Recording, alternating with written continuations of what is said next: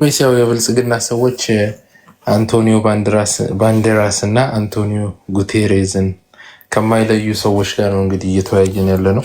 በዚሁ አጋጣሚ አንቶኒዮ ባንዴራስ ፊልም አክተር ነው። አንቶኒዮ ጉቴሬዝ ደግሞ የዩኤን ሰው ነው እና ያው እንግዲህ ትሪ ጠፍቶ በጋራ አብረን እየበላን ያለ ነው። የፖለቲካውንም ሌቭል በጣም አወርዶታል። በዚሁ አጋጣሚ ብልጽግና ፋኖን አሸንፍ ያለው መትቻለው ምናምን ያለው ከፍተኛ በተለያየ በተሳተፈበት ቦታ ሁሉ ስለተዋረደ አንድም የተማረከ ፋኖ ወይ የተደመሰሰ ፋኖ ሳያሳይ አውርቷል።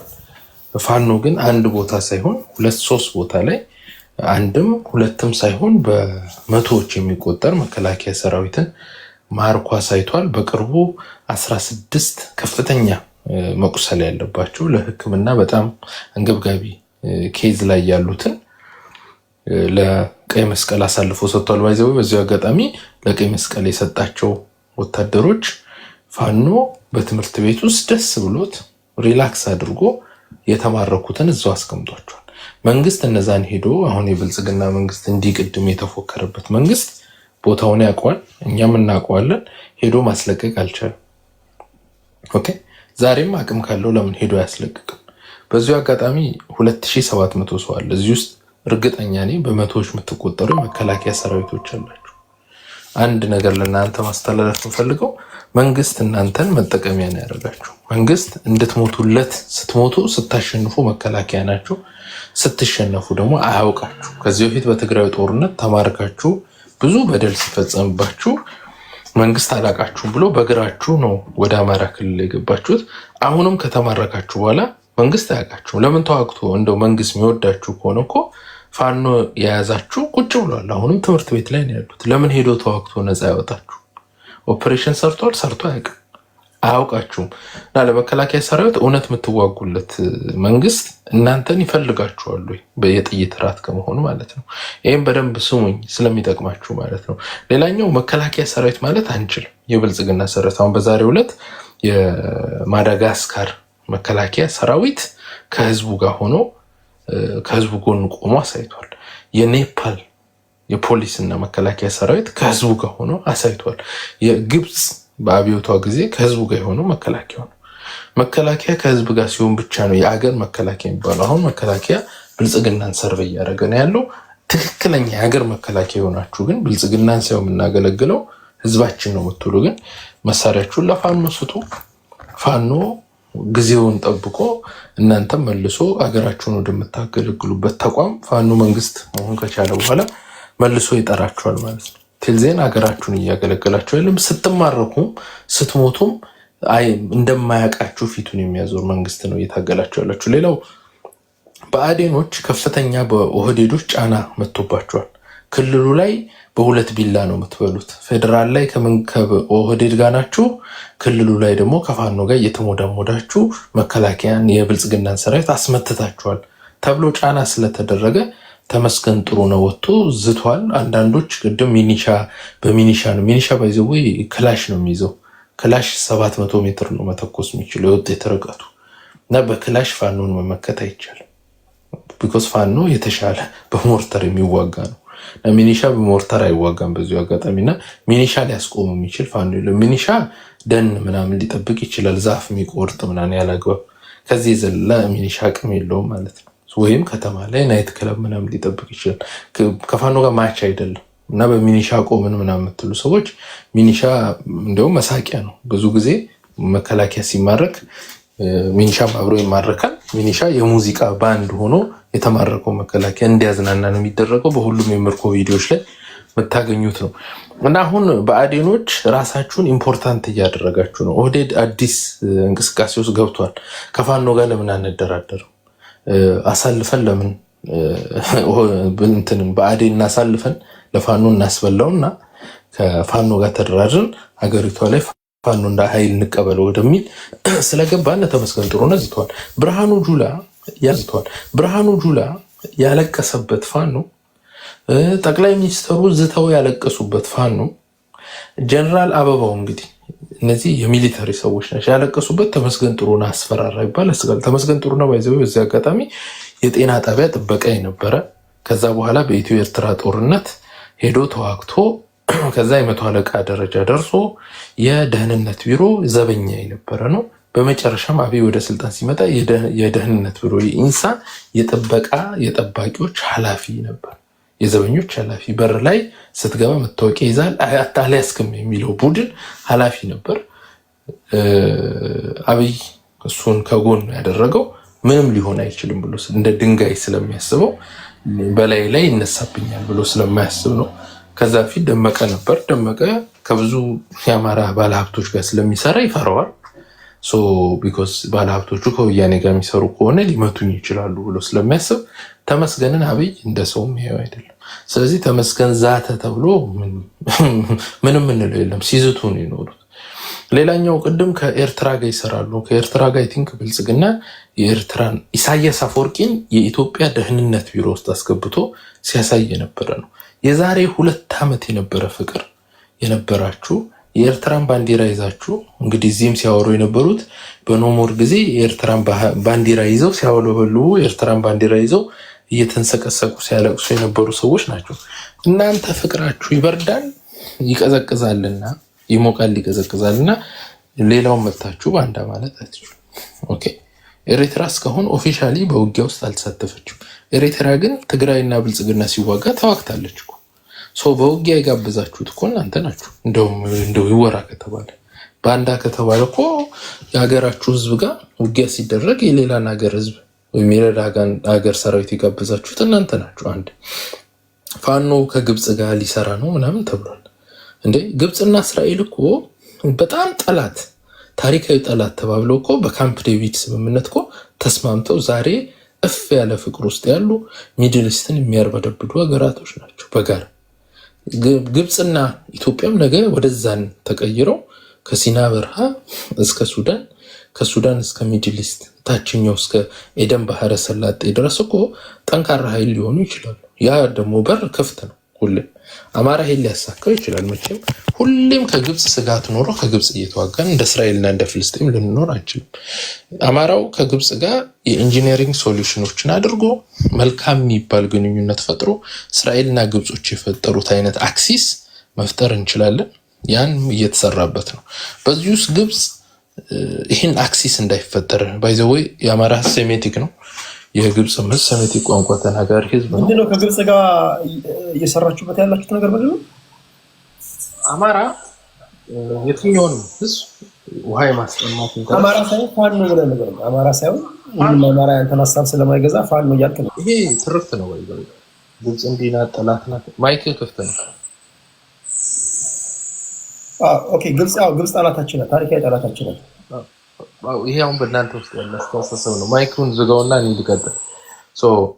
ባይ ዘ ዌይ ኢትዮጵያ ጳጳሶች ከግብፅ ታሾም ነበር፣ ታስመጣ ነበር። ኦኬ የኢትዮጵያ ኦርቶዶክስ ተዋህዶ ግብፅን በታሪካዊ ጠላትነት አያያትም። አማራ የኦርቶዶክስ ተዋህዶ አማኝ የእስልምና አማኝ ነው ዶሚናንት። እነዚህ ሁለት እምነቶች የአማራ ማንነት ውስጥ ቦታ አላቸው። ኦኬ አማራ እና ግብፅ ታላላቅ ህዝቦች ናቸው፣ ነባር ህዝቦች ናቸው። በሁለቱ ህዝቦች መካከል ጠንካራ ግንኙነት እንዲፈጠር መሰራቱ አይቀርም። ተፈጥሮ ከሰሜን ምስራቅ አፍሪካ እስከ ምስራቅ አፍሪካ መካከል ያለውን ይህንን በጣም ሙቀት የበዛበትን ፖለቲካ ማብረድ ይቻላል። ይህን የብልጽግናው አመራር አብይ ጥረት አድርጓል፣ አልተሳካለትም። ሄዶ ውይይት አድርጓል። ምን ብሏል? የግብፅና የኢትዮጵያ ጉዳይ የሚጠናቀቀው በጦርነት ሳይሆን በውይይት በድርድር ሰላማዊ በሆነ መፍትሄ ነው። ሰላማዊ በሆነ መፍትሄ ነው። በዚህ የሚከፋው ሰው ሊኖር ይችላል። ኦኬ ብልጽግና አብይ ሄዶ ሞክሮታል፣ አድርጎታል፣ ለምኗል ሳይቀር ሄዶ። ኦኬ አብይ ሲያረገው ጽድቅ፣ ፋኖ ሲያረገው ኃጢአት የሚሆን የለም። ፋኖ ውሃውም ከዛው ከኛው አካባቢ ነው፣ ከጎጃም የሚነሳ ነው። ከግብፅ ጋር ተወያይተን ለአንዴና ለመጨረሻ ጊዜ ግብፅንም ኢትዮጵያንም በማይጎዳ መልክ አንድ መፍትሄ እናመጣለን። ያ መፍትሄ ደግሞ የግብፅና የኢትዮጵያን ጠንካራ ኢንጂነሪንግ ሶሉሽንስ ማለት ነው። ኢንጂነሪንግ ሶሉሽን ማለት የግብፅ ችግር የውሃ አለቃቀቅ ነው። ውሃ አለቃቀቅ ድራውት ባለው ሲዝን ወይም በድርቅ ጊዜ ውሃ ይቀንስብኛል የሚል ፍርሃት ነው ያላት። ያ ፍርሃት ደግሞ በኢንጂነሪንግ ሶሉሽንስ ከበቂ በላይ መፈታት ይችላል። ኦኬ በአገሮች መካከል የዝም ብሎ የፓትሪዮቲዝም ጨዋታ ስለሚጫወት በግብፅም በኩል ውሃውን እንዴት ነኩ፣ በእኛም በኩል ውሃው ግብፅ ታሪካዊ ጠላት በሚል እንጂ አይደለም። በግብፅና በአንተ 2000 ምናምን ማይልስ ርቀት አለ። ከኬንያ ከሱዳን እና ከጅቡቲ ጋር የህዝብ ለህዝብ ግንኙነት ሳትፈጥር በተለየ ሁኔታ ከግብፅ ጋር ምን ሌቨሬጅ ስላለ ነው አላያንስ እንፈጥራለን የምትለው? የጋራ ሪሶርስ ስላለ ልጃችን ተመሳሳይ የጋራ ሪሶርስ ከሳሎነ የሚሄድ ውሃ ነው፣ የራስ ውሃ ነው። አንድ አይደለም ውሃው የለም። እንግዲህ የዓለም ላይ አንድ ህግ አለ በውሃ ብቻ። አሁን ለምሳሌ ከሳሎነ የሚሄድ ውሃ ነው። ለምሳሌ አንተ አሁን ከሳሎነ ለምሳሌ አኪላ ከሳሎነ የሚፈልቅ ውሃ አለ፣ እኔን ያጠጣኛል። ከሳሎነ በሚሄድ ውሃ ፈላጭ ቆራጩ አንተ ነህ። እነሱ በዛ ደረጃ የማያስቡልህ አንተ በዚህ ደረጃ ግብጾች እንዳይጎዱ ብለህ እንድታስብ ያደረገ ምን ስላደረጉልህ ነው? ጥሩ ጥያቄ ነው። ባይዘወይ አንተ በምታስበው መልክ ዓለም አያስብም። ዩናይትድ ኔሽን ህግ አለው ስፔሲፊካሊ በውሃ ይሄ ኢንተር ካንትሪ ሲሆነ ወይም ሪጂናል ለሆነ ውሃ ላይ ህግ አለው ስፔሲፊክ የሆነ ህግ። ኢትዮጵያ የዩናይትድ ኔሽን ፈራሚ ሀገር ናት። ውሃ ከአንድ ሀገር ወደ አንድ ሀገር የሚሄድ ውሃ የኔ ነው ማለት አይችልም። ኢትዮጵያ የዚህ ውሃ ሜጀር ማጆሪቲ የሚባል ሼር አላት። ኦኬ ኢትዮጵያ የግብፅን ህዝብ ማስጠማት አትችልም። ይሄ ህግ አይፈቅድላትም። ማዕቀብ ነው የሚጣልብን። ኦኬ ይሄ መፍትሄ አለው፣ የሚያጣላም አይደለም። ከመጀመሪያው በእኛም በኩል መንግስታቶች በስልጣን ላይ ለመቆየት የሚጠቀሙባት የፖለቲካ ካርድ ነው። ይሄ መንግስቱ ኃይለማርያም የአባይ ውሃ ለምሳሌ የአባይ ውሃ ወደ ፍልስጤም ወደ እስራኤል ድረስ ይሄዳል። ግብፅ ለምንድን ነው ግድብ የገነባቸው? እንደዛ ከሆነ ሌሎችን ውሃው ለምን አትለቀውም? አስዋን ግድብ ለምን ገነባች?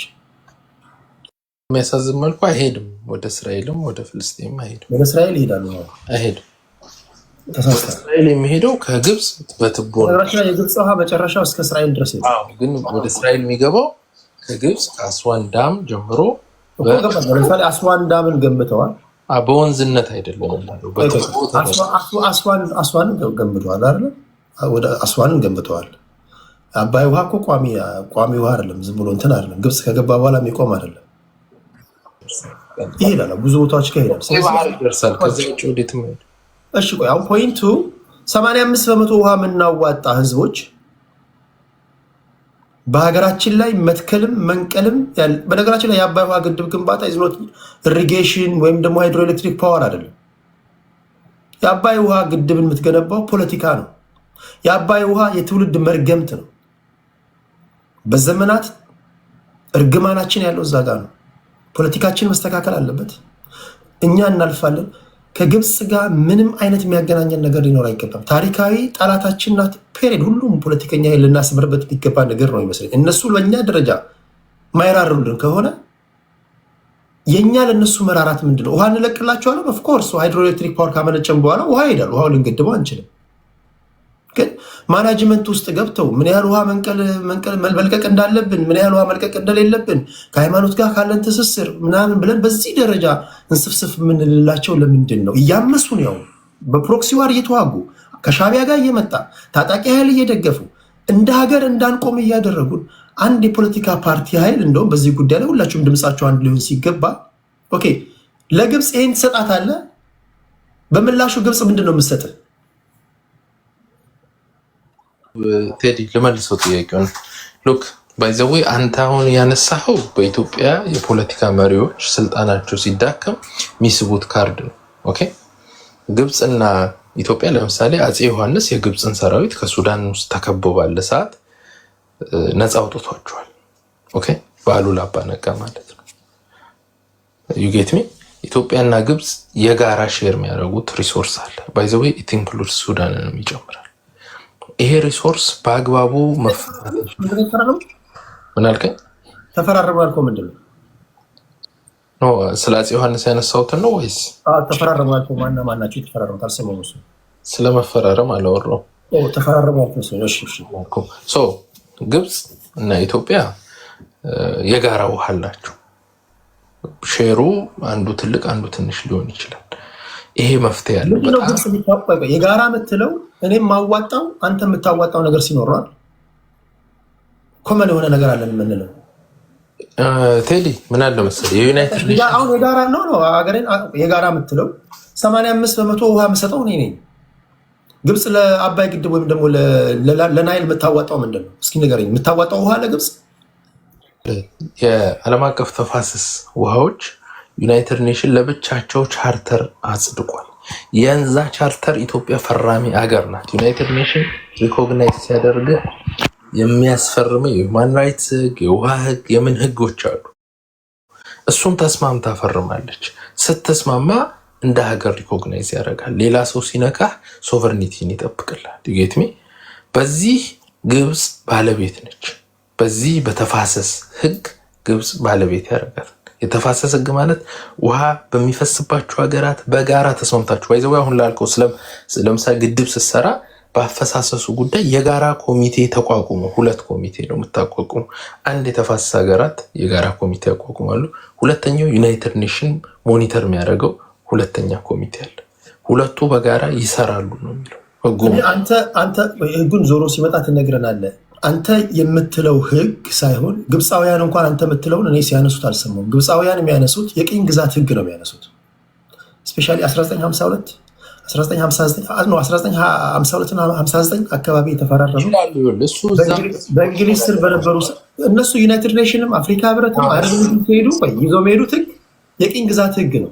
የቅኝ ግዛት ህግ በእንግሊዝ በሱዳን እና በግብፅ መካከል የተደረገ ስምምነት ነው። ኢትዮጵያ የለችም። 85% ውሃ እናዋጣለን። የናይልን ውሃ እንዴት መጠቀም እንዳለባቸው በእኛ ውሃ የተፈራረሙት እነሱ ናቸው። ይሄን ነው ይዞ የሚዞሩት። ከዚህ ውጭ እነሱ ይዞ እንኳን የሚዞሩት ሌላ ህግ የላቸውም። የቅኝ ግዛት ህግ ነው ይዞ የሚሄዱት እና አሁን በዚህ ዘመን ላይ ወስጄልሃለሁ ልመልሰው ጥያቄ ወደዚህ ልምጣለን። እጅግ እኮ አስቂኝ እኮ ነው በነገራችን ላይ።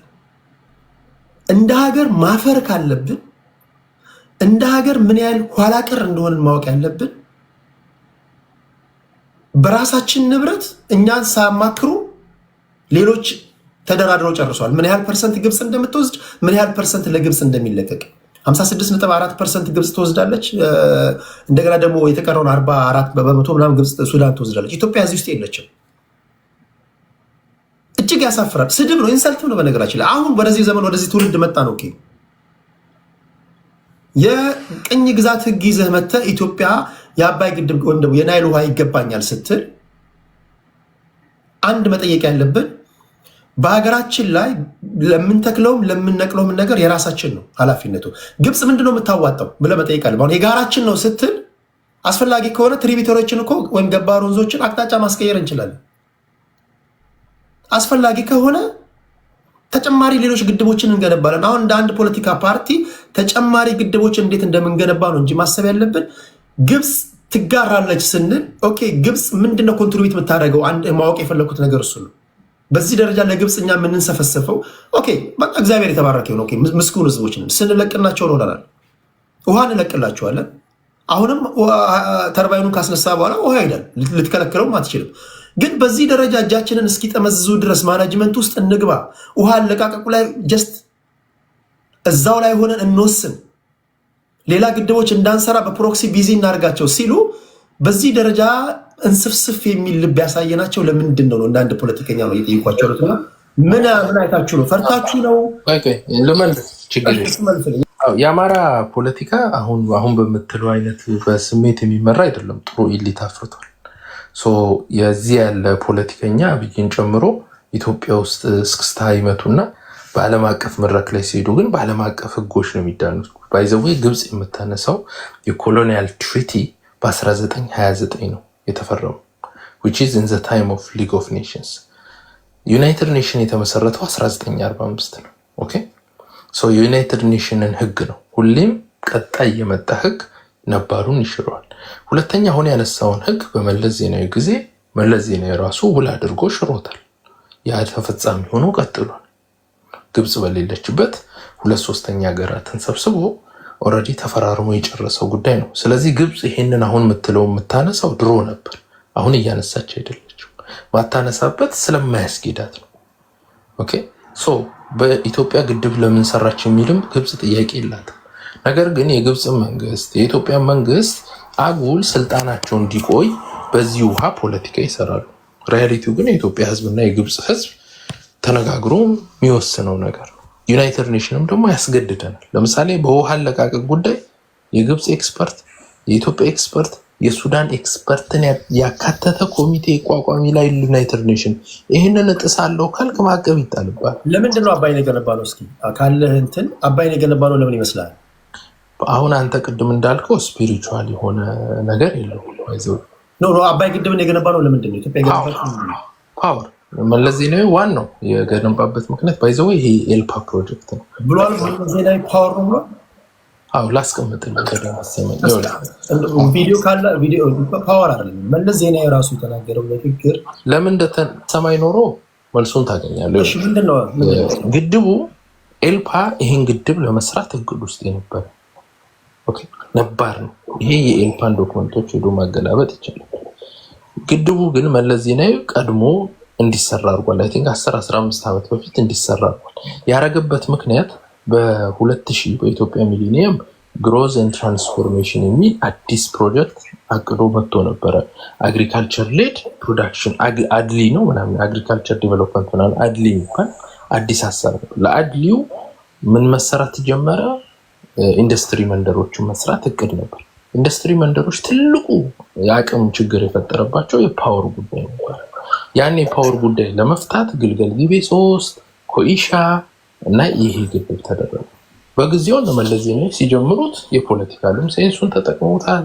እንደ መንግስትነትም ለራሳቸው ፓወር ነው የገነባ ነው ብለው ተስፋ ሃይድሮኤሌክትሪክ ፓወር ብቻ ነው። ከዛ ውጭ ያለው ዝም ብሎ ህዝቦችን መሸወጃ ነው። ጋይስ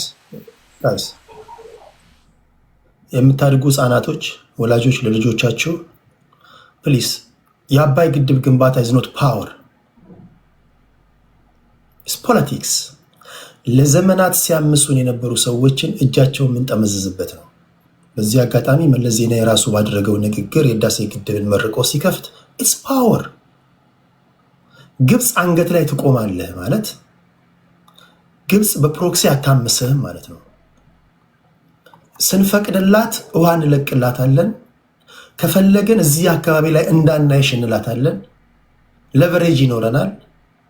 ዝር አትልም፣ አታምሰንም፣ በፖለቲካችን አትገባም። ለፓወር ማገልገል ገበያ እንዳለን 2 አለን 3 አለን፣ ሌላ መገንባት እንችላለን። ተደምሮ ቆይ ኢትስ ኦኬ። ሃይድሮ አባይ ግድብ ግንባታ ኢቭን መለስ ዜናዊ እንኳን ሲናገር ፖለቲካ ነው።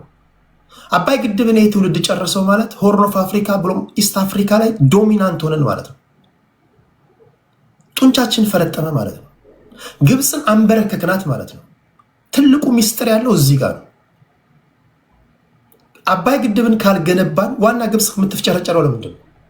አባይ ግድብን እንዳንገነባ ነው። አሁን ከተገነባ በኋላ ኦኬ ሊያፈነዱት አይችሉም። ከዚህ በኋላ እግራችን ስር ትወድቃለች። ህፃናቶች፣ የምታድጉ ህፃናቶች፣ ግብፅ ታሪካዊ ጠላታችን ናት። አባይ ግድብ ግንባታ ታሪካዊ ጠላታችንን አንገቷ ላይ ገመድ ያስገባንበት ነው። የምታድጉ ህፃናቶች፣ ነገ ከነገ ወዲያም ወላጆች ለልጆቻችሁ ስትነግሯቸው አስፈላጊ ሆነ ዓለም አቀፉ ማህበረሰብ ይነግረናል። ኦኬ ውሃን እንለቅላቸዋለን፣ በድርቅ ይሙቱ አንላቸውም። ውሃን እንለቅላቸውን ብንል ግብፃውያን 10 ዓመት ሰርቫይቭ አያደርጉም። አስዋን ግድብ 10 ዓመት አያኖራቸውም። ስለዚህ ከሻቢያ ጋር ሳይሆን ከዚህ በኋላ ከአንተ ጋር መጥተው ላጫቸውን ያዝረከርካሉ ማለት ነው። አንተን ይለምኑሃል ማለት ነው። ሻቢያ ጋር የሚወስዳቸው ምንም ነገር የለም ማለት ነው። ከዚህ በኋላ አያምስህም ማለት ነው። ውሃ አንለቅም እዚህ አካባቢ ላይ እንዳናያችሁ ትላለህ። ነገ አንተን ላይ እኮ ስልጣን ላይ ስትወጣ እኮ ከዚህ በኋላ ግብፅን እዚህ አካባቢ ቆይ ካየውሽ አባይ ግድብ ግንባታ እንዘጋብሻለሁ ትላለህ።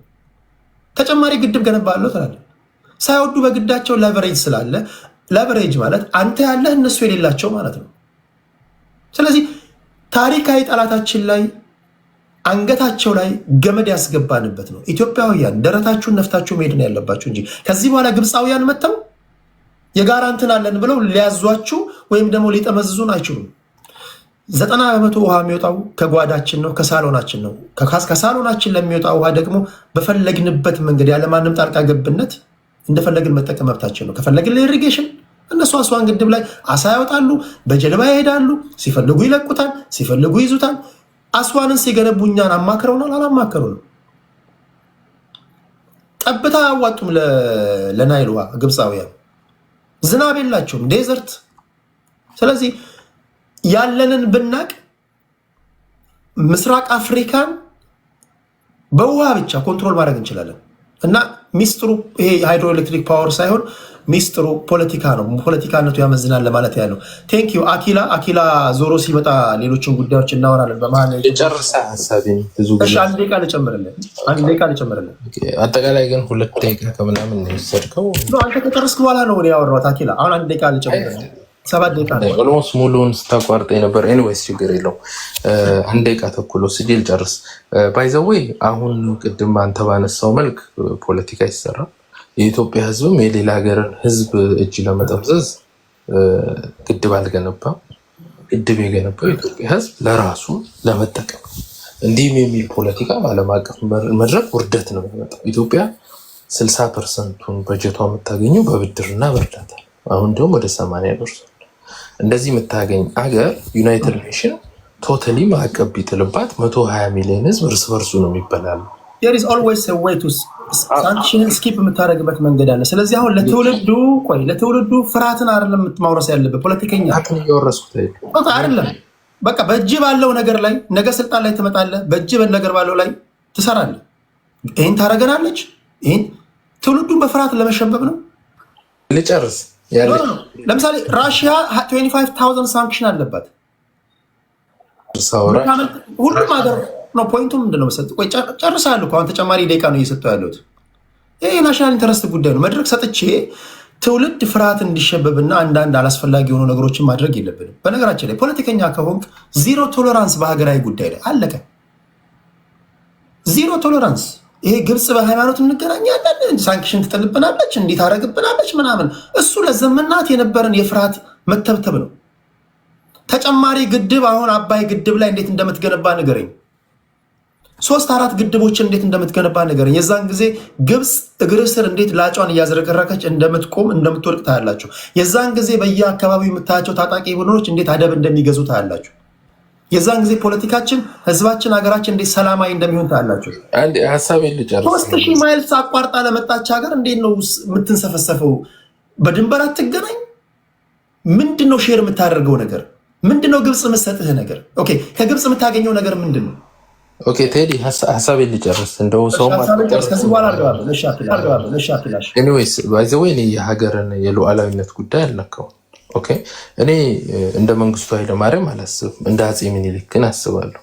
በአጋጣሚ ሆኖ የወጣሁበት ማህበረሰብ በፖለቲካ በጣም ጥበበኛ ከሆነ ማህበረሰብ ነው የወጣሁት። በመሰል አላም አፄ ኃይለስላሴ አፄ ምኒልክ ከወጡበት የአማራ ማህበረሰብ ስለወጣሁኝ ጭንቅላትን እጠቀማለሁ። ኦኬ እውቀትን እጠቀማለሁ። የዓለምን ህግ አነባለሁ። የግብፅና የኢትዮጵያ እስራኤልና ግብፅ ተስማምተው ፓወርፉል ወደ መሆን ከመጡ ግብፅና ኢትዮጵያም ተስማምተው መቀጠል ይችላሉ። እኛ ግድቡን እንደ ዌፐንስ ከተጠቀምን ድረስ ግብጾች ማጥቃታቸውን አያውቁም። አንገታቸው ላይ ስቆም አንገት ላይ ይቆማሉ። ያን አይነት ኤንቫይሮንመንት በዙሪያችን አንፈጥርም። አንገቴ ላይ እንዴት እንደሚቆሙ ንገረኝ። እንዴ ችግር የለውም። ንገረኝ። ከግብፅ ጋር ተጣላ ማለት ከእስራኤል ጋር ተጣላለ፣ ከአሜሪካ ጋር ተጣላ ማለት ነው። ኦኬ መጨረሻ ላይ ከአሜሪካ ጋር የምትጣላ ከሆነ እንዳለ አይኤምኤፍም ወርልድ ባንክም በሙሉ የገንዘብ እጥረት ያመጣል። እጃችን ላይ ያዝነው 120 ሚሊዮን እና ስንገነባ ግድቡ ነው የተነበሩ። ቆይ አንዴ የኢትዮጵያ ችግር የለባቸውም ከግድቡ ጋር ፕሮፓጋንዳውን ከግድቡ ጋር ኢሹ ኖሯቸው አያውቅም። ከውሃው ቢችሉ ገና መሰረት ድንጋይ ስትተክል ኢትዮጵያ የስንት ቀን ገንዘብ እንዳላት ታውቃለህ? ኢትዮጵያ የስንት ቀን በጀት እንዳላት ታውቃለህ? የ14 ቀን በጀት። ግብፅ አሁን ግድቡን ገነባል፣ ጨረስክ። ግብፃውያን ምንድን ነው የሚያመጡት? ያፈንዱታል። አንዴ ኢትዮጵያ ከኢንተርናሽናል ኮሚኒቲው ገንዘብ ማግኘት ለ14 ቀን ብታቆም ከ14 ቀን በኋላ ኢትዮጵያ ገንዘብ አይኖራትም።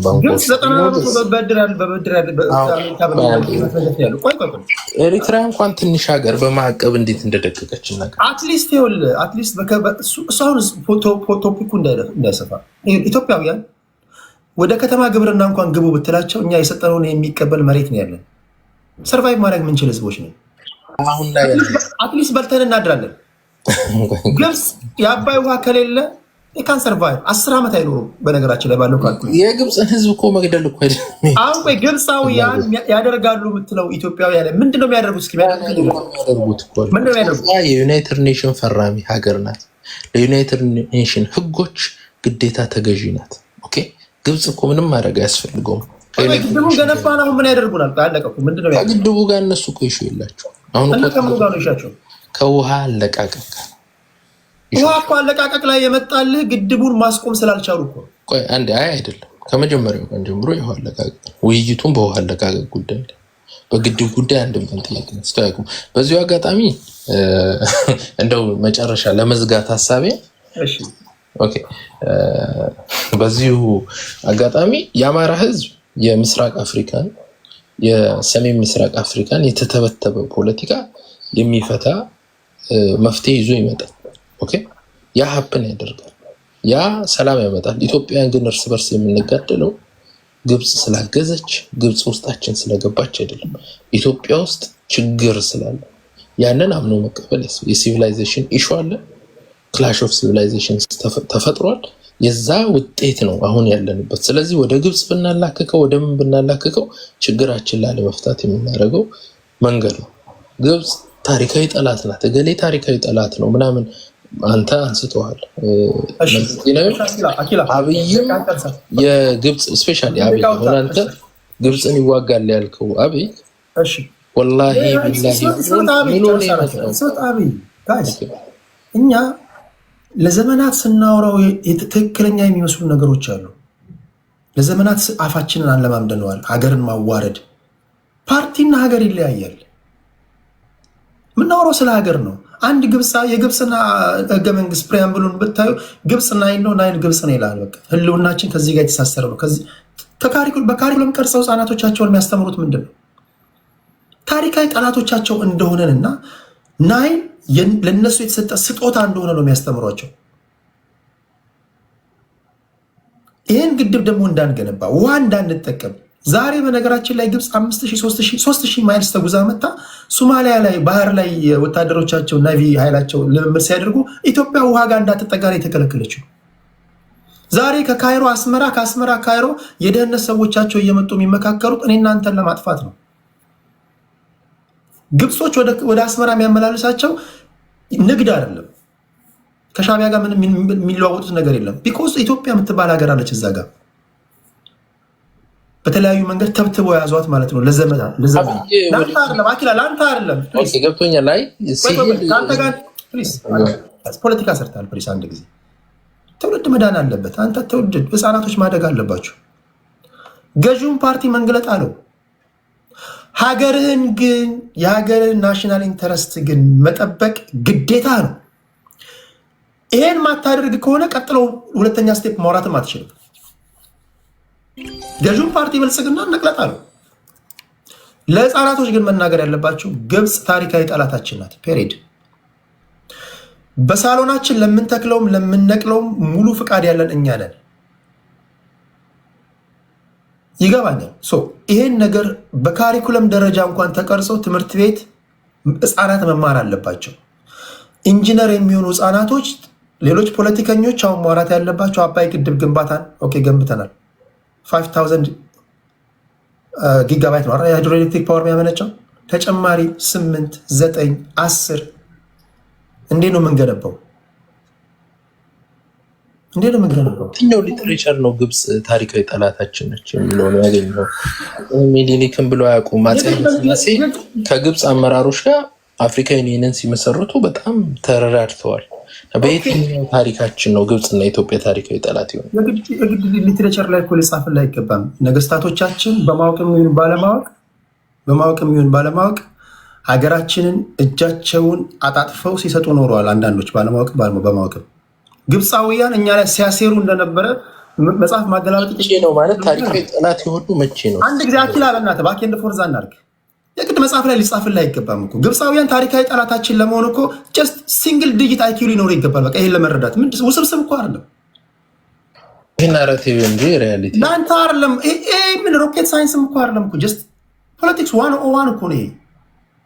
ግብጽ ታሪካዊ ጠላታችን መሆኗን ምን ይል ማቅ ኢትዮጵያ ያምጣ። ግብጽ የኢትዮጵያ ታሪካዊ ጠላት ለመሆኗ ሪሲት አንድ ሪሲት ምንድነው የሚፈልገው? 1875 እና 76 የጉንደትና የጉራ ጦርነት ምንድነው የሚያሳይ? ማይ ፍሬንድ ሊወጉን የመጡት ለምንድን ነው? የእምነት ጉዳይ ነው። ጦርነቱ ከእምነት ጋር የተገናኘ እምነት በለው ፖለቲካ በለው ግብፃውያን ታሪካዊ ጠላቶቻችን ናቸው። ጣሊያን ታሪካዊ ህዝቡን አይደለም የምልህ እንግሊዝ ታሪካዊ ጠላታችን ነው። አሁን እዚህ ጋር ወይ እንደ ግብፅ አድኖናል መልሶ ማይ ፍሬንድ ወይ እዚህ ጋር እንደ ግብፅ የተከራከረኝ ወይም ደግሞ ጀስት ስናገር አድምጠኝ። አንተ ሳታለ ማለት ይሄ አንተ በግልህ አይደለም በል የሚበጠብጥ አንድ ጊዜ እባክህ አድምጠኝ። ማንኛውም ጉዳይ ማንኛውም ሀገር እንዳናድግ ሰላም እንዳንሆን እንድንታመስ የሚያስብ በሙሉ ጠላታችን ነው እኮ በቃ ይሄ የግድ መጽሐፍ ላይ ያልተጻፈው ጸሐፊዎቻችን ደካማ ስለሆኑ ነው። ሌላ ነገር የለውም እኮ ከዚህ በኋላ ይጻፋል። ከዚህ በኋላ ለህፃናቶች ይነገራል በደንብ ከዚህ በኋላ የተሰራብን ሸፍጥ በደንብ ይወራላቸዋል። አልተጻፈም ማለት አይደሉም ማለት አይደለም። ስለዚህ ሻቢያ ጋርና እዚያ አስመራ የሚመላለስ ምን ቅቤ ሊቀቡ ነው እንዴ? የደህንነት ሚኒስትሮቻቸው የሚመላለሱት ትሪፕል አላያንስ እየፈጠሩ አንዴ ከሶማሌ ጋር አንዴ ከኢሳያስ አፈወርቂ ጋር በቀን ሁለት የሚመላለሱት ታዲያ ከኢትዮጵያ ጋር በኢኮኖሚ እንዴት መበልጸግ እንዳለባቸው እንዴት መስራት እንዳለባቸው ሊመክሩ መስሎ ነው እንዴ? እርምጃ እንወስዳለን እያሉ በግልጽ ሲናገሩ በድር አብዳላት የውጭ ጉዳይ ሚኒስትራቸው ታዲያ ምን አስበው ነው የሚመስላቸው? በተለያዩ መንገድ ገብተው ሲተበትቡብን አንድ ጊዜ ኦነግን ሲያሰማሩ፣ አንድ ጊዜ ቲፒኤልኤፍን ሲረዱ፣ አንድ ጊዜ ሻቢያን ሲረዱ፣ አንድ ጊዜ ሌሎች ታጣቂ ኃይሎችን የሚረዱ ታዲያ ምን ስላገናኘን ነው? አሁን አንገታቸው ላይ ተቁሟል። መረረ ዋጠ ላኪላ አይደለም። በነገራቸው ላይ ይሄን ማወቅ አለባችሁ ለማለት ያለው ቴንክ ዩ። ከአኪላ ቀጥሎ በፊት ግብጽ ላይ እኔም እንደው አጽንኦት ሰጥቼ ማለፍ የምፈልገው ነገር ግብጽ የኢትዮጵያ ታሪካዊ ጠላት ነች። ይሄንን ለዘመናት አይተነዋል። ለዘመናት ሀገራችንን አንዴ በሃይማኖት አንዴ በብሔር አንዴ በምናምን እያሉ ሀገራችን ውስጥ የተፈጠሩ ችግሮችን በሙሉ ስፖንሰር ሲያደርጉ ነው የኖሩት። ይሄንን መካድ ምንም በተለይ ለዚህ ትውልድ ያለንን የፖለቲካ አረዳድ ወይም ደግሞ ለሀገራችን ያለንን ጥላቻ የሚያሳይ ነው።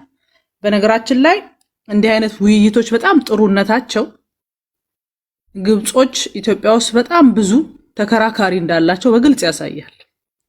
እና ግብፃውያን ብዙ ስለ ኢትዮጵያ እንትን እያሉ መድከም የለባቸውም። ብዙ እኛ ውስጥ በደንብ እንዳበቀሉ እና በደንብ ስራቸው ፍሬ እንዳፈራ የምናይበት ነውና ጥሩ ነው። እንዲህ አይነት ውይይቶች ጠላት ነች፣ በደንብ ጠላት ነች። ያላደረገችን ነገር የለም። ስለዚህ በተለይ የህዳሴውን ግድብ አቃሎ እንደ ተራ ያንድ የኤልፓ ፕሮጀክት ነው ምናምን ብሎ ብዙ ኢትዮጵያውያን የደከሙበትን የለፉበትን ህዳሴ ግድብ ሲገነባ የደም ዋጋ ነው የተከፈለበት። ሰዎች ሞተዋል። ይሄንን ሁሉ ነገር እንደ ተራ ፕሮጀክት አይቶ ለማለፍ መሞከር ትክክል ነው እኔ ብዬ አላምንም። ሀገሪቷ አትቺም፣ አንረዳሽም፣ አንድም እርዳታ አንሰጥሽም ተብላ ህዝቧን አስተባብራ የሰራችውን ኢትዮጵያውያን አትችሉም ከሚል መንፈስ የወጡበትን ፕሮጀክት ልክ እንደ ግብጾች ሆኖ ማለት ነው። ልክ እንደ ግብጾች ይሄ ተራ የኤልፓ ፕሮጀክት ነው ብሎ ለማጣጣል መሞከር በብዙ የደከሙትን ያልተማሩትን በባዶ እግራቸው እየሄዱ መቀነታቸውን የፈቱትን እናቶች ልፋት ከንቱ ወደ ከንቱ እንትነት መውሰድ ነውና እዚህ ላይ ትንሽ ብንጠነቀቅ ጥሩ ነው። ይሄ ጊዜያዊ ፖለቲካ ያልፋል። ይሄ ለትውልድ የሚቀመጥ ነው። በሀገር ዘላቂ ጥቅምና በሀገራችን በተሰሩ መልካም ስራዎች ላይ የግድ መንግስትን ስለምንጠላው ብቻ ሁሉንም ስራ ቆሽሾ መሄድ እኔ ይሄ ኢትዮጵያዊነት ነው ብዬ አላስብም። ለዛ ነው አንዳንድ ሰዎች ላይ ብዙ ጊዜ ሀሳቦች ሲነሱ የምር እነዚህ ሰዎች ኢትዮጵያውያን ናቸው የሚል ጥያቄ የሚያስነሳውና ብዙ ሰዎችም ደጋግሞ ሲያነሷቸው የሚቆዩትና እነዚህ ውይይቶች ጥሩ ናቸው። ምን እንደሆነ በደንብ የምናይበት ነው። ወደ ዋናው እንትን ስመለስ የአማራ ክልሉን ጦርነትና አሁን መንግስት ማረክ ያለው እያለ ያመጣቸውን ነገሮች ማየት ፈልጋለሁ። የአማራ ክልሉ ጦርነት እንግዲህ በመከላከያውም ይሁን በፋኖ ኃይሎች መካከል እየተደረጉ ያሉ ጦርነት የእርስ በርስ ጦርነት ነው። በዚህ ጦርነት ውስጥ ማንም አሸናፊ ማንም ተሸናፊ የለም። ወንድም ወንድሙን የሚገልበት በጣም አደገኛ ጦርነት ነው እየተካሄደ ያለው። በዚህ ጦርነት ውስጥ የሚያስጨፍር የሚያስደነፋ ነገር የለም። ጦርነቱ እየተካሄደ ያለው የአማራ ህዝብ የሚኖርበት አካባቢ ነው። በጦርነቱ እየወደመ ያለው የአማራ ህዝብ ለዘመናት ለፍቶ ያፈራው ተቋም ነው እየወደመ ያለው። ስለዚህ እዚህ አካባቢ ላይ ጦርነቱን እያደረግን እኛ ገለናል፣ እኛ ማርከናል እያልን የምናወራው ፖለቲካ ብዙ የትም የማያደርስ በጣም ጎበዝ ጀግና የሚያስብል አይደለም። በመከላከያ ሰራዊት በኩል ብዙ ወታደሮች አልታዩም። ማርክ ያለው ብሏል፣ ግን አልታዩም። አንደኛ መንግስት ነው። መንግስት እስከሆነ ድረስ ይሄን ያህል እያለ ዜጎቹ ናቸው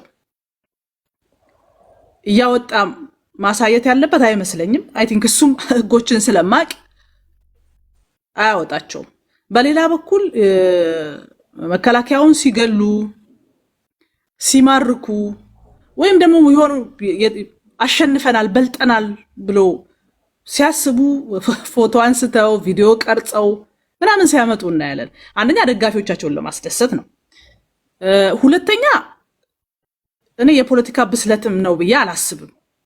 አዘኢንድ ለምሳሌ ከዚህ በፊት የታዩ ወታደሮች ነበሩ፣ ከዛ በኋላ ተረሸኑ የሚል ነገር መጣ ማለት ነው። ይሄ ጦርነት ሲያበቃ ተጠያቂነት አለ። ተጠያቂነት ሲመጣ ራስህ እየቀረጽክ ራስህ ቪዲዮ ምናምን አድርገህ የምትለቃቸው ነገሮች ነገ ራስ ማስረጃ ናቸው። ይሄ የፖለቲካ ብስለት ማነስ ነው። ከዛ ደግሞ እዚህ በጣም መንጋ ስላለ መንጋውን ለማስደሰት ይሄን ያህል ማርከናል፣ ይሄን ያህል እንትን እያደረግን ነው፣ ከዛ ደግሞ የዚህን ጦርነት የበላይነት ወስደናል የሚል አይነት ነገር ነው እየመጣ ያለው። ይሄ በኋላ ኋላ በጣም ዋጋ የሚያስከፍልና ሌላ መረጃ ፍለጋ የማይኬድባቸው አይነት ነገሮች ነው የማየው። እኔ ቅድም በጣም ብዙ ነገር ሲነሳ ነበረ። የዚህ ጦርነት መነሻው እኔ ሁልጊዜ የመንግስት ድክመት ነው ብዬ ነው ማምነው። መንግስት በትክክል ማድረግ የነበረበትን በተለይ አማራ ክልል ላይ የተነሱትን ጦርነቶች ፖለቲካውን በስነ ስርዓት መወጣት ስላልቻለ እንዲህ አይነት ምስቅልቅል ውስጥ አስገብቶናል ብዬ አስባለሁ። እና ቅድም ሲነሱ የነበሩ ነገሮችን እየሰማው ነበር። በተለይ የአማራ ብሔርተኛ በኩል የተነሱ ነገሮች መንግስት ሚዲያውን ዘግቷል፣ አክቲቪስቶቹን አስሯል። ኢትዮጵያ ውስጥ ያሉ ፖለቲካ ፓርቲዎች በስነ ስርዓት ተዘዋውረው ፖለቲካ መስራት አይችሉም፣ ምህዳሩ ዝግ ነው። ይሄ ለሁሉም ሰው ያልተደበቀ ነው። ግን ወደኋላ ሄድ ብሎ ደግሞ ማየት በጣም አስፈላጊ ነው ብዬ አምናለሁ። አንዳንዴ ሀገር ውስጥ ያለውን ነገር በደንብ ማየት ዝም ብሎ ከዕለት በዕለት እየተፈጠሩ ያሉ ነገሮችን ብቻ አንስቶ ሄዶ አንድን ወገን ብቻ ብሌም ማድረግ ትክክል ነው ብዬ አላስብም። ለምሳሌ ለውጥ እንደመጣ አካባቢ ሁሉም ፓርቲዎች የየአካባቢያቸው ንጉሶች ነበሩ። በምሳሌነት ኦሮሚያ ክልል ያለውን ነገር ላንሳ። ኦሮሚያ ክልል ኦፌኮና ኦነግ በጣም ከፍተኛ ደጋፊዎች ስለነበሯቸው ቅስቀሳ ለማድረግ ወደ ክልሉ ይሄዱ ነበረ። እነዚህ ሁለት ፓርቲዎች እዛ አካባቢ የሌላ ፓርቲ አባል በተለይ የአብንም ይሁን የኢዜማ አባላት እዛ አካባቢ ላይ ፖለቲካ መስራት አይችሉም ነበረ። ይሄ የኛ ክልል ነው፣ ምን ልሰሩ መጣችሁ የሚል ሲያሳድዱ ነበር እነሱ ራሳቸው። በኋላ መንግስት አያያዛቸውን ሲያይ በጣም አደጋ ላይ እንደሆነ ሲያውቅ ልክ ነጭ ሽብር በቀይ ሽብር ይፋፋም ብሎ ኢትዮጵያ ውስጥ ፖለቲካ እንደተሰራው አይነት ነገር ነው ሪቨርስ ያደረገባቸው። ከ300 ምናምን ቢሮቸው አንድ ቢሮ እስኪቀረው ድረስ ኦፌኮ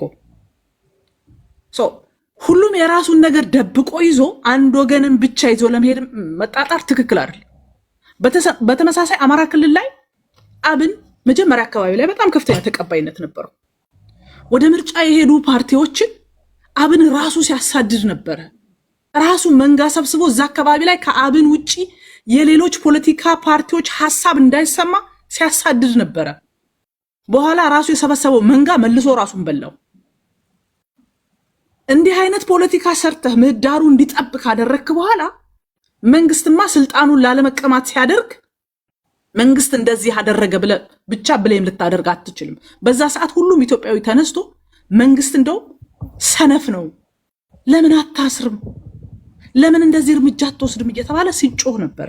ያ ማለት እኔ መንግስት ዲክታተር ይሁን የሚል ፍላጎት የለኝም። ፖለቲካው መከፈት አለበት። በስነ ስርዓት ፓርቲዎች ያላቸውን ሐሳብ ይዘው መጥተው ሞግተው መወዳደር አለባቸው። ምህዳሩ መከፈት አለበት።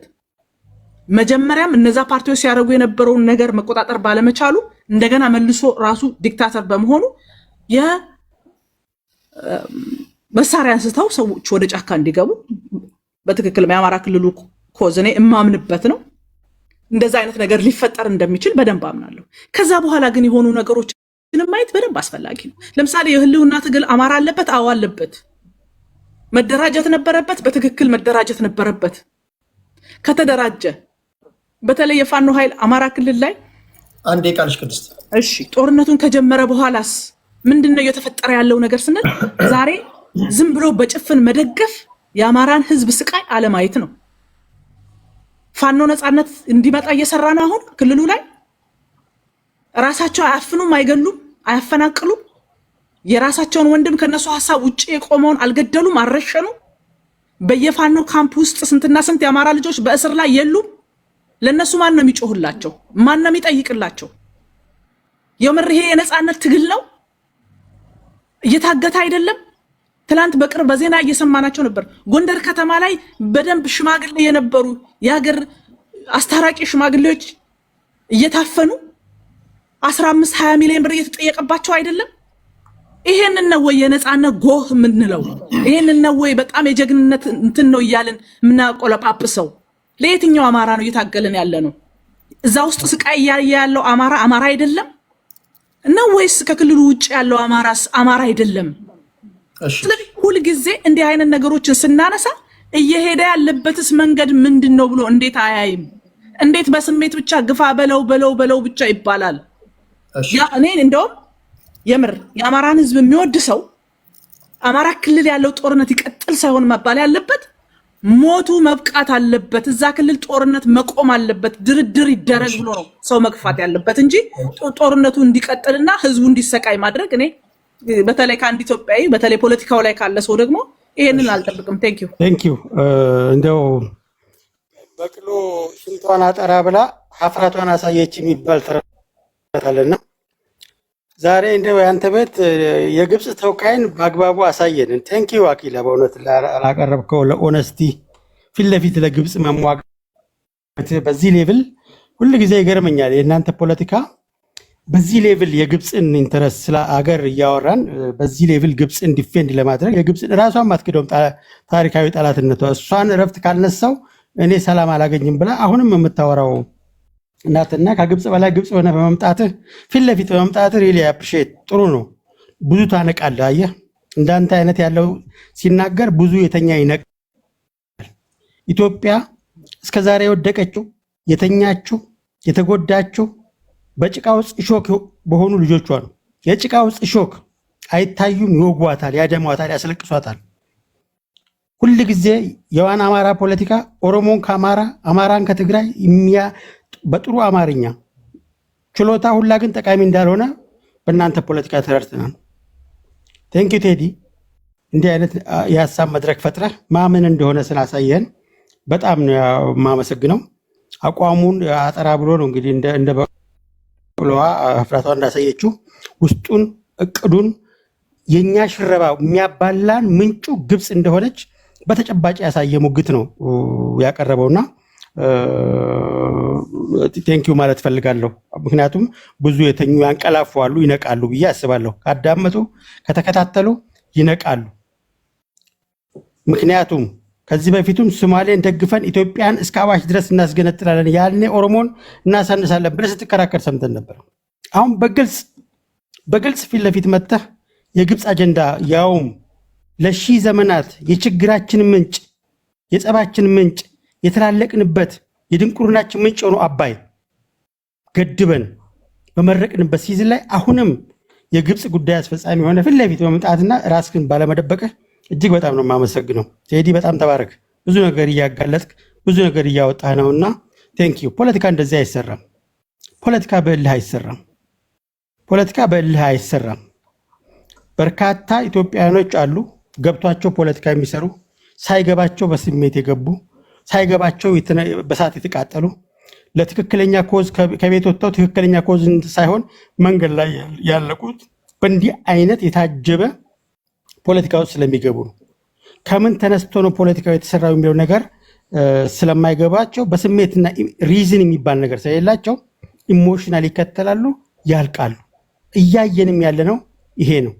በ21ኛው ክፍለ ዘመን ፖለቲካ በኢሞሽን ሲመራ ወጣቱን ያስጨረስንበት ህልውና አደጋ የሚባለው ነገር ትርጉም ያጣበት በርካታ ትልልቅ የማታገያ አጀንዳዎች የግለሰቦች ጉዳይ ማስፈጸሚያ የሆኑበት ሁኔታ በተጨባጭ የተረዳ ነው። በዋናነትም እንደዋን አማራ አይነት የፖለቲካ ፕሮግራም ያላቸው ሰዎች ናቸውና እጅግ በጣም አመሰግናለሁ። ሲቀጥል ወደ ኤርትራ ጉዳይ ሄዳለሁ። በእኔ እምነት የአድዋ ልጆች ነን። በአድዋ ድል የነጭና የጥቁሩን እኩልነት ለዓለም ገጸ በረከት ያበረከቱ አባቶች ልጆች ነን። የሰው ልጅ እኩል አይደለም ተብሎ ነጭና ጥቁር እኩል አይደለም ተብሎ በሚታሰብበት ዘመን ጥቁሮችን ነፃ ያወጣን የአድዋ ልጆች ነን። አሁን ደግሞ ላንድ ሎክድ ስቴቶችን በኢትዮጵያ ነፃ ይወጣሉ። ሶቨርኒቲ እና አክሰስ ቱ ዘ ሲ ኢኳል የአንድ አገር የሉዓላዊነት መብት መገለጫ ፖሎች ናቸው፣ እግሮች ናቸው፣ ወይም ደግሞ አውታሮች ናቸው። ለአንድ ሀገር ሶቨርኒቲ ይጠበቅ ተብሎ ሲባል የኢትዮጵያ ሶቨርኒቲን ማስጠበቅ የነበረበት ዩናይትድ ኔሽንስ አሁን አኪላ የሚመኩበት ፕሪንሲፕሉ የሚገደዱበት ደርግ በወደቀበት ጊዜ የኢትዮጵያን ሶቨርኒቲ ኮንቲኒቲ ማስጠበቅ የሚጠበቅበት በግብፁ ቡትሮስ ጋሊ ሲመራ የነበረው ዩኤን የአፍሪካን ዩኒየን ደግሞ በሆስኒ ሙባረክ ሲመራ ስለነበረ በነሱ ተንኮል የኢትዮጵያ ሉዓላዊነት መብት ሳይጠበቅ ኮንቲኒቲ ዋናው የዩናይትድ ኔሽንስ መሰረት የሶቨርኒቲ መገለጫ መርህ ለኢትዮጵያ ሳይከበር ትራንዚሽናል ገቨርንመንት ቴሪቶሪያል ኢንቴግሪቲ የመቀየር መብት እንደሌለው አርትራ ቫይረስ ነው ተብሎ በዩናይትድ ኔሽንስ በተደጋጋሚ በተወሰነበት የኢራቅ ትራንዚሽናል ገቨርንመንት አሳልፎ ናሽናል ኦይሏን መስጠቱ አርትራ ቫይረስ ነው በተሰረዘበት የሊቢያን በተመሳሳይ በርካታ ሀገራቶች ላይ በትራንዚሽናል ገቨርንመንት የተሰሩ የኔሽኑን ኢንተረስት የናሽናል ኢንተረስት የሚያሳጡ ነገሮችን አሳልፈው የሰጡበት የኢትዮጵያ ሉዓላዊ መብት ያላስከበረ ዩናይትድ ኔሽንስ አሁን የመሪዎቹላ የግብፅ አስጠባቂ ተብሎ ቲፒካል ቡትሮስ ጋሊ እና ሆስኒ ሙባረክ የሰሩትን እንድንሰራ ድል ኢትዮጵያን ውስጥ በቅለው ቅድስት እንዳለችው በማየታችን በጣም ያሳዝናል።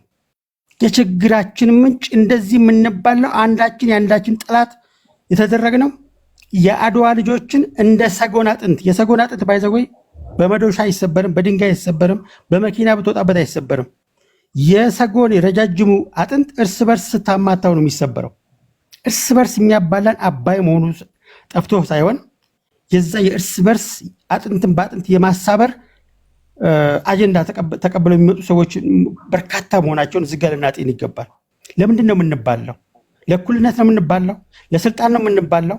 ለጥቂቶች ነው የምንባለው? ለጥቂቶች ጥቅም ነው የምንሞተው? ለማን ነው የምንሞተው? እስከዛሬ ሞትን ማን ተጠቀመ? በለውጥ ስም በይለወጥ ስም እኛ ሳንለወጥ ለውጥ እንፈልጋለን። እኛ መለወጥ አንፈልግም። ለለውጡ ራሳችንን አናዘጋጅም። የእኛ ሪስፖንሲቢሊቲ አንወጣም። ነገር ግን የግብፅን አጀንዳ እናስፈጽማለን። እኛን በየጊዜው የሚያሳንሱ ኃይሎችን እናስፈጽማለን። አሁን የተጀመረው አሁን ፖንድራ ቦክሱ ተከፍቷል። የኢትዮጵያ ሉዓላዊነትን አሳልፎ የሰጠው ትራንዚሽናል ገቨርንመንትን ያጸደቀ ዩናይትድ ኔሽንስ ለራሱ ለዩናይትድ ኔሽንስ ፕሪንሲፕልስ አንድ ቃለው አንጋሪ ድምፅ የሚያለቅስ ህፃን እየተሰማኝ ነው። ከየት ነው? አፍሪካ ዩናይትድ አንተ ጋር ነው። ኦኬ ዩናይትድ ኔሽንስ የሶቨርኒቲን ቴሪቶሪያል ኢንቴግሪቲ ማስጠበቅ ሲጠበቅበት በትራንዚሽናል ገቨርንመንት በተሰጠው እውቅና ሸፋፍነው ቡትሮስ ጋሊና ሆስኒ ሙባረክ ያጸደቁትን የኢትዮጵያን ቴሪቶሪያል ኢንቴግሪቲ ያፈረሱትን በማስመለስ ትክክለኛውን የዩናይትድ ኔሽንስ ፕሪንሲፕል መልሰን እንተክላለን። አሁን ጥያቄው ተነስቷል። ሁሉም ኢትዮጵያዊ ገብቶታል። ለምን ከባህር እንዲርቅ እንደተደረገ ገብቶታል። ማን እንደሚያባለው በራሱ በኢትዮጵያኖች ተረድቷል። ስለዚህ እንታገላለን። ኢትዮጵያ ወደ ባህር በሯ ትመለሳለች። ጦርነት ግን አይኖርም። ማረጋግጥላለሁ። ቴዲ ቴንክ ዩ። ኦኬ ቴንክ ዩ